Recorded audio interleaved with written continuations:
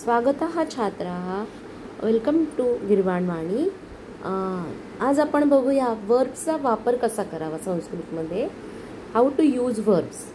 परीक्षेत असा प्रश्न विचारला जातो, उपसर्ग सहितं क्रियापदं लिखत वाक्यं च पूरयत। Means we have to use proper form of verb here and complete the sentence. For example, first question is माता आपणात dash. We have to use proper form of आ प्लस गम आगच्छ। गच्छचे योग्य रूप इथे वापरायचे आहे। आता माता म्हणजे mother, third person singular form आहे किंवा तृतीय पुरुष म्हणजे संस्कृत मधला प्रथम पुरुष।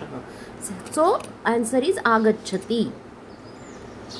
प्रथम पुरुष एकवचनम, आन्सर आगच्छति म्हणजे आई येते असं उत्तर इथे आपण लिहू शकतो। इथे सगळीकडे करता तृतीय पुरुष एकवचन आहे, जसं की बालकः, सेविका, रजकः, त्या ठिकाणी ती हा प्रत्यय येईल।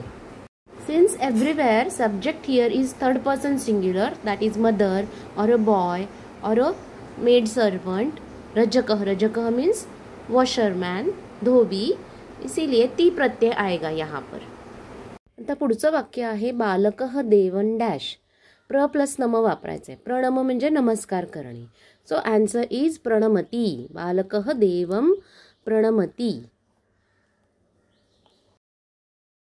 थर्ड क्वेश्चन इज सेविका जलम डॅश। नाउ सेविका is again servant, maid servant. She is bringing water. So आन प्लस नी, आनय we have to use, means to bring. So answer is आनयती, means she brings water.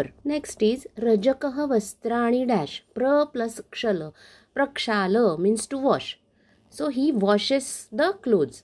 Hence answer is प्रक्षालयति, जो तो कपडे धुत आहे।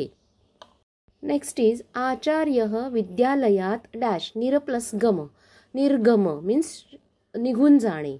तर आन्सर काय येईल, तर निरगच्छति, he goes away from the school। पुढचं वाक्य आहे शिक्षकः समस्यां डॅश। परी प्लस रू, परिहर म्हणजे निराकरण करणे। मग शिक्षक समस्येचं निराकरण करतात। उत्तर येणार आहे शिक्षकः समस्यां परिहरति। पुढचं आहे वानरः वृक्षात उत प्लस पत। उत्पत मीन्स टू जम्प, सो उत्पतति म्हणजे माकड वृक्षावरून उडी मारते। वानरः उत्पतति असं उत्तर येईल।